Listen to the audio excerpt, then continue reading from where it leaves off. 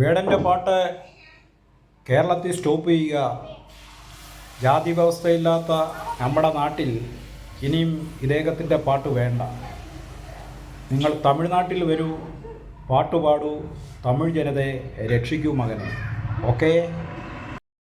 ഞാൻ ഡെയിലി വന്ന് ആഹാരം കഴിക്കുന്ന ഒരു ഹോട്ടലാണ്.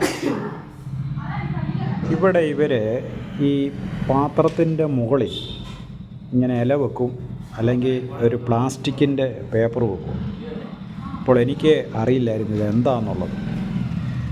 ഇന്നെനിക്ക് ഇവർ ഈ ഇഡലി വെച്ച് ഈ ഇല വെച്ച് ഇതിൻ്റെ മുകളിൽ കറി ഒഴിച്ചപ്പോൾ താഴെ പോയപ്പോൾ ഞാൻ പറഞ്ഞേ, എന്തിനാ ഇങ്ങനെ ചെയ്യുന്നത്? ഈ പാത്രത്തിൻ്റെ അകത്ത് ഞങ്ങളുടെ നാട്ടിൽ തരുന്ന പോലെ, കേരളത്തിൽ തരുന്ന പോലെ തന്നാൽ പോരേന്ന് ചോദിച്ചപ്പോൾ പറഞ്ഞു അവർക്കും ആഗ്രഹമുണ്ട് ഇതുപോലെ തരണമെന്ന്. പക്ഷെങ്കിൽ ഈ ഇല വെച്ച് ഇവർ തരുന്നത്, അല്ലെങ്കിൽ പ്ലാസ്റ്റിക് ഇതിൻ്റെ മണ്ടയ്ക്ക് വെച്ച് തരുന്നത് ജാതി വിഷയമാണ്.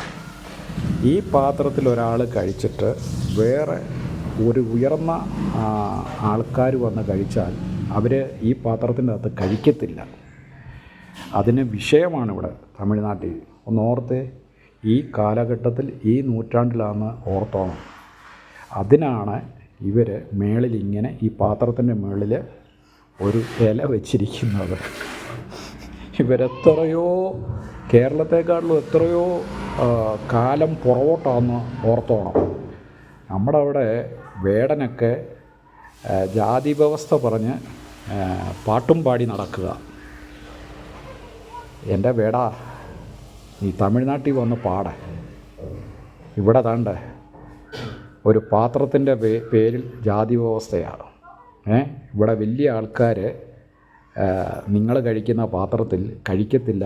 അങ്ങനെ വലിയൊരു വിഷയമുള്ള സ്ഥലമാണ് തമിഴ്നാട്, ജാതി വ്യവസ്ഥ. അപ്പോൾ സഹോദര, നീ തമിഴ്നാട്ടിൽ വന്ന് പാടുക. കേരളത്തിൽ അങ്ങനത്തെ ജാതി വ്യവസ്ഥയില്ല. ഞാൻ മാസങ്ങളായിട്ട് ഇവിടെ നിന്ന് ഈ ഹോട്ടലിൽ നിന്ന് കഴിക്കുക.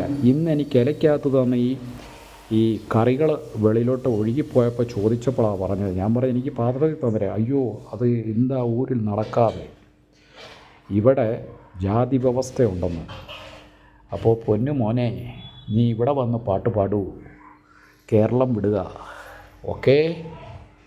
ഈ ഇഡലിക്ക് ഇവിടെ എത്രയാണെന്നറിയോ? ഈ ഒരു ഇഡലിക്ക് 5 രൂപയേ ഉള്ളൂ. മനസ്സിലായോ?